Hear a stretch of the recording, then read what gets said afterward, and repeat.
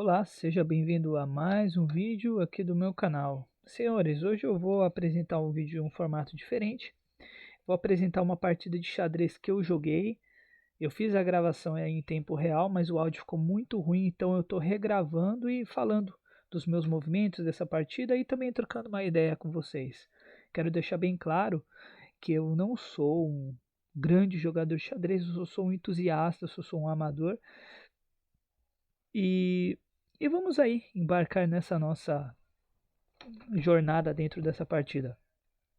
Eu estou aqui com as peças pretas e ele está com as peças brancas. Vocês podem perceber pelo meu rate que é um rate bem baixo.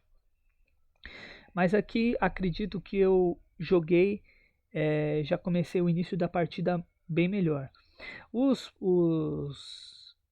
especialistas em xadrez dizem que um dos primeiros temas que nós devemos aprender é dominar o centro.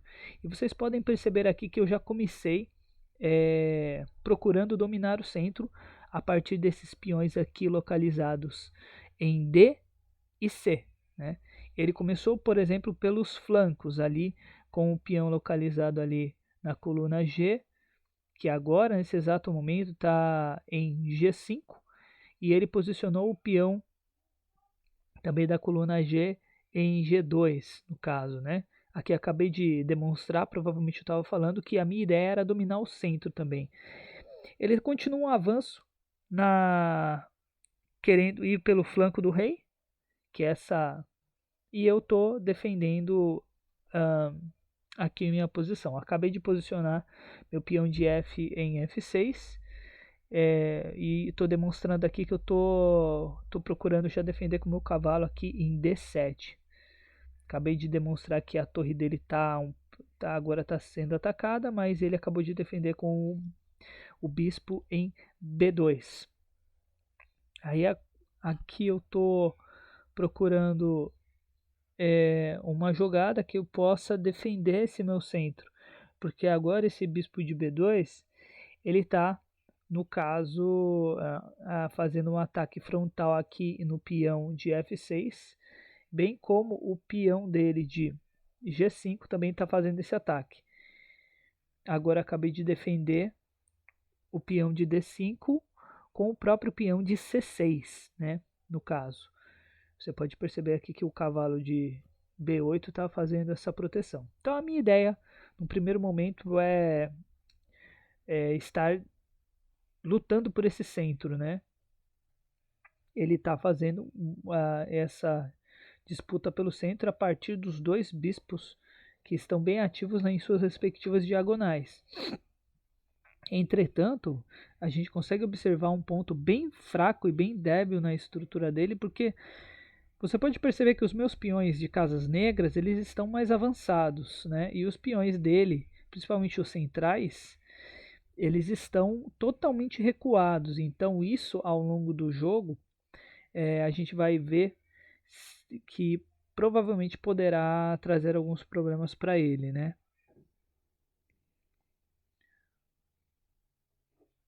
Então agora ele está pensando qual jogada que ele vai fazer.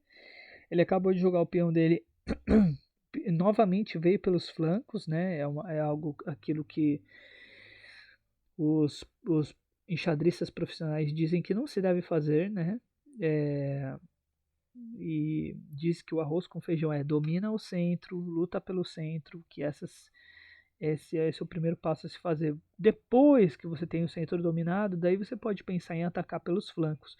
Mas ele não fez isso pelo visto. Ele foi ali com o peão da coluna A em A4, no caso, né? Aí eu estou considerando as possibilidades de jogar, avançar em cavalo.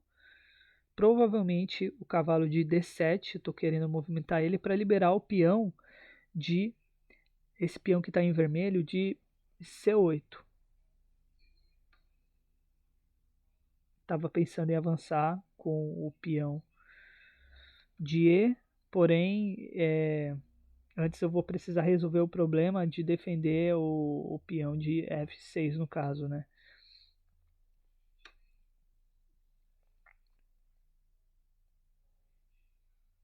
Embora ele não tenha começado, por exemplo, com os peões avançados no centro, né? Que é o que se recomenda, ele está procurando ter um certo tipo de iniciativa, né? Atacando o centro. Aqui no caso, eu movimentei meu bispo para E7, procurando, no caso, fortalecer essa defesa e para também, inclusive, poder avançar com os peões. Sempre de olho no cavalo dele de F3, aquele cavalo branco ali, próximo ao rei dele. Uma das minhas ideias também é rocar, porque é fazer o roque pequeno, para poder colocar a minha torre em F8 para fazer um ataque bem incisivo mais para frente, né? No caso. Já estou considerando a possibilidade de captura e fazendo ali meus cálculos.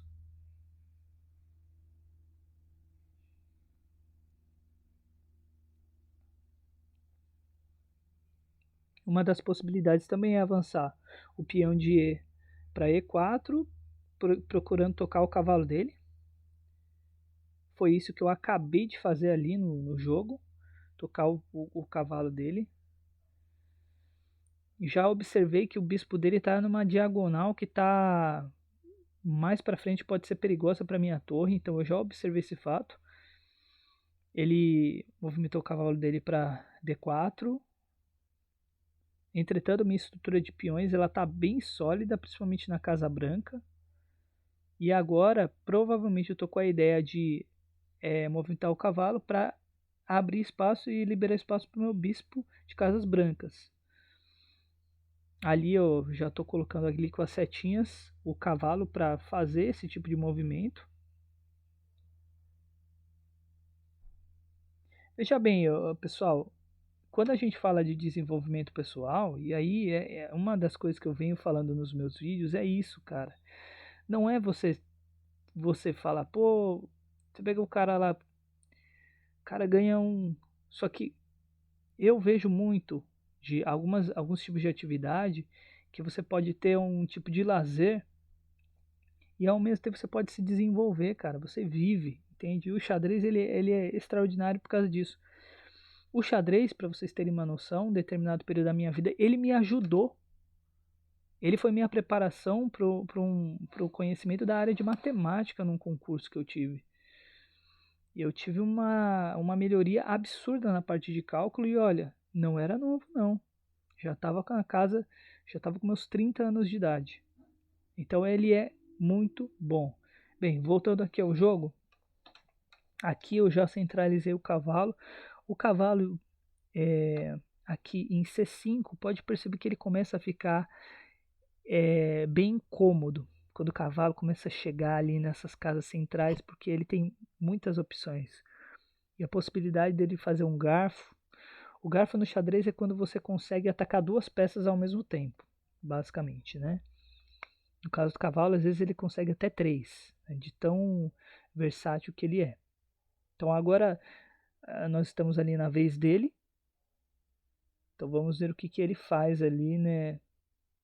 Eu já havia calculado essa jogada, né? Eu saberia que ele provavelmente iria avançar, então eu simplesmente recuei meu cavalo ali para A6. Estou considerando a possibilidade dele avançar também, mas se ele avança, provavelmente eu vou recuar para C7. A ideia sempre era tá, ele fortaleceu a estrutura de peões dele, mas acabou meio que ele mesmo impedindo o ataque, que era bem feroz no caso do bispo de B2.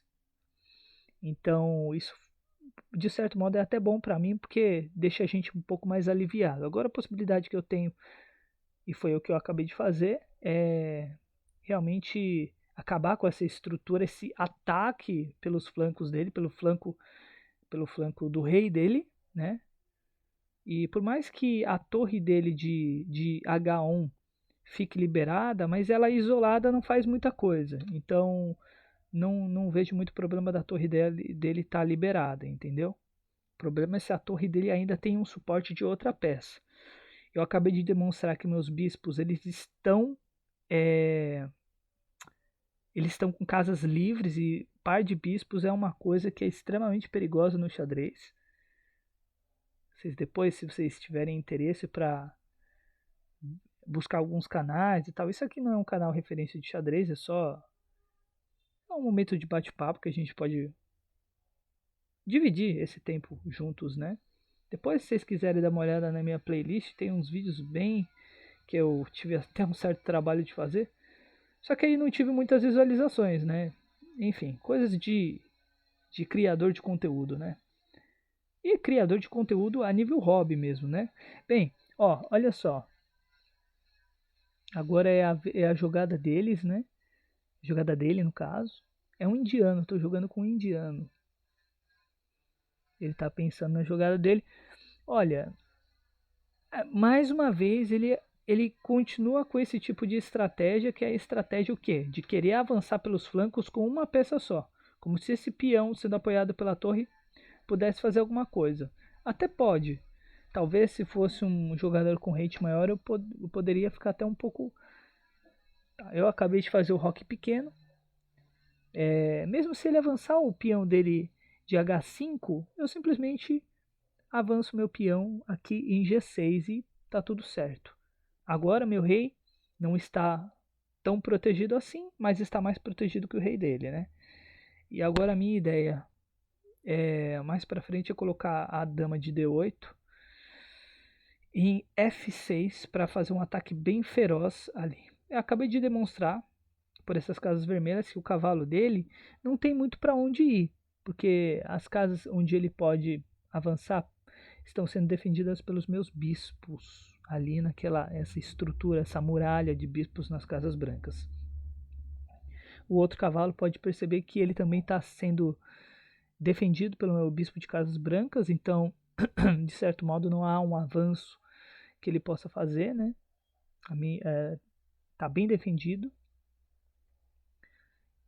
E aí eu vou seguir com o meu plano. Eu liberei espaço para minha dama para colocar ela em F6 para fazer um avanço ali e aí começar o meu ataque feroz sobre o rei dele, sobretudo ali na casa de F2.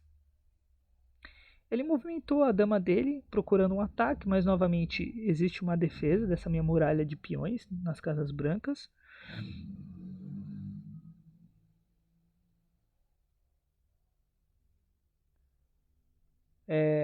Talvez, eventualmente, eu não sei se isso aqui vai dar bom, mas eu até faço aí, compartilho algumas partidas minhas de xadrez, né? Talvez possa ser interessante, quem sabe, né? Ou talvez possa aí afundar fazer com que o canal tenha cada vez menos visualizações, né? Porque não há um nicho específico. Mas enfim, estamos aí, né? É a minha jornada, né? É o que eu gosto de compartilhar, coisas que eu acho que são interessantes para o próprio desenvolvimento pessoal. Gente, desenvolvimento pessoal não é só ganhar dinheiro, tá? Eu preferia ficar pobre pro resto da minha vida se o custo de eu ganhar dinheiro fosse significar perder minha saúde, entende? A ponto de tornar o negócio irreversível, sabe? Então a minha saúde é muito mais importante do que o dinheiro que eu possa vir usufruir, eu não troco. Tá? Então eu desenvolvi aqui, ó, a minha dama para F6, dando plano e dando sequência ao meu ataque. Agora demonstrando que eu posso colocar o peão de C8 aqui, por exemplo, em G4, já podendo atacar a torre dele de D1. Ele acabou de rocar. Foi um lance bom, porque ele protegeu o rei dele, de certo modo, né? Foi um lance, assim, foi um arroz com feijão que ele fez agora, que ele deveria ter feito antes, no caso, não querendo atacar pelos flancos. Agora eu estou considerando a possibilidade de colocar o meu bispo em G4. Eu me arrependi. Estou considerando a possibilidade de capturar o peão dele aqui em F2. Entretanto, eu acho que se eu fizer isso, eu vou ter uma certa debilidade E eu vou poder ser atacado com certeza por esse par de torres. E de certo modo esse peão aqui de F2, ele pode estar até sendo uma proteção para mim. Agora eu estou colocando um caminho onde meu cavalo pode fazer para dar um cheque. Primeiro de B8 para D7, depois de D7 para E5 e de E5 para D3. Esses três movimentos que eu estou pensando em fazer é para dar um cheque no rei. E aí o cavalo, aí, como ele vai estar protegido e a dama não vai poder capturar, senão ela perde porque está sendo defendido pelo bispo de E4, é bem desconfortável no caso, né? É bem desconfortável. É uma possibilidade que eu tô pensando em fazer agora na partida. Existem alguns livros bem legais, né, de xadrez. Uma grande questão, meus amigos, é que alguns livros de estudo de xadrez, eu gosto muito de livros, né? Dá para você estudar online, mas eu gosto muito de livros. Comecei a estudar alguns, baixei alguns livros na internet, aí eu comecei com o meu plano ali. Provavelmente eu vou fazer isso mesmo. É que muitos livros, eles são em inglês. E novamente nós estamos entrando aqui no dilema do inglês. E aí eu bati na tecla, senhores, que eu, eu, eu ficaria fluente em inglês, entende? Eu tenho um nível intermediário, tá? Eu consigo ter uma compreensão bacana, mas na parte de fala, muitas vezes a gente acaba ficando um pouco deficitário. E também na parte de leitura, né? Tem muita leitura em inglês que fica complicado você depender só do tradutor, né? Você acaba, tem muito material que você acaba perdendo, né? Para você ter uma noção na área da saúde ou até mesmo em alguns tipos de trabalhos acadêmicos, se você não souber o inglês, você fica muito desguarnecido, né? Sem contar as oportunidades profissionais. E até mesmo oportunidades não profissionais, você pode conhecer muita gente. Ó, agora o cavalo em E5 já é uma ameaça que ele já percebeu que eu vou poder dar cheque. E mesmo eu dando cheque, eu vou poder, por exemplo, colocar um garfo, acabando demonstrando agora no peão de F2 que eu estou pensando há muito tempo e vou estar atacando a torre de H1 e a torre de D1. Então vai ser bem agressivo essa jogada com o cavalo, sem contar a minha torre e dama ali na coluna F que estão já assim tão absurdas. Acabei de identificar meu cavalo em A6 com a possibilidade de captura em B4, já tocando na dama e já colocando um desconforto bem incômodo para ele.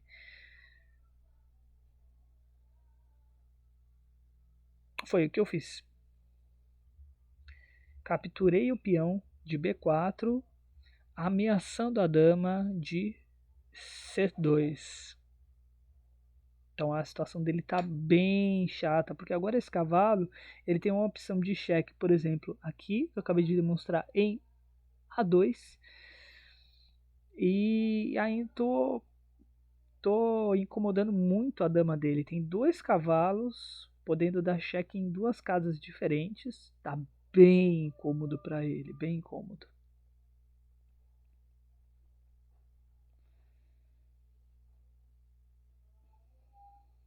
Fazia muito tempo que eu não jogava xadrez, sabia?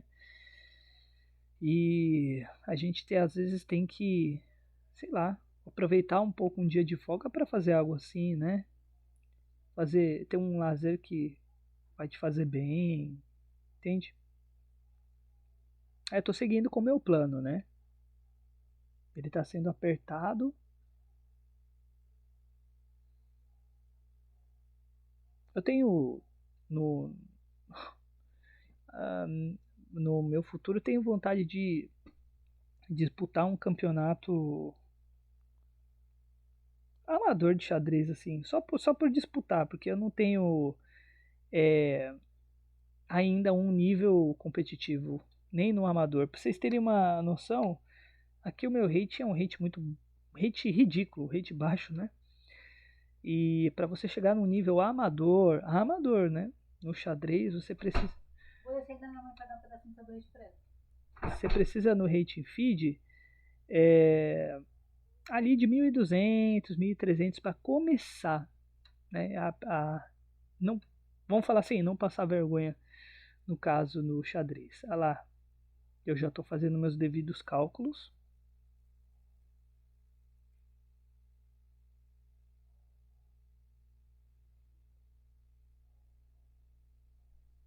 Essa parte, como eu estou querendo já finalizar, então eu estou pensando e calculando tudo com muita dedicação, vamos falar assim, né? As partidas lentas são interessantes porque você tem um tempo para pensar e tudo mais. Tanto que eu coloquei 30 minutos aqui, né?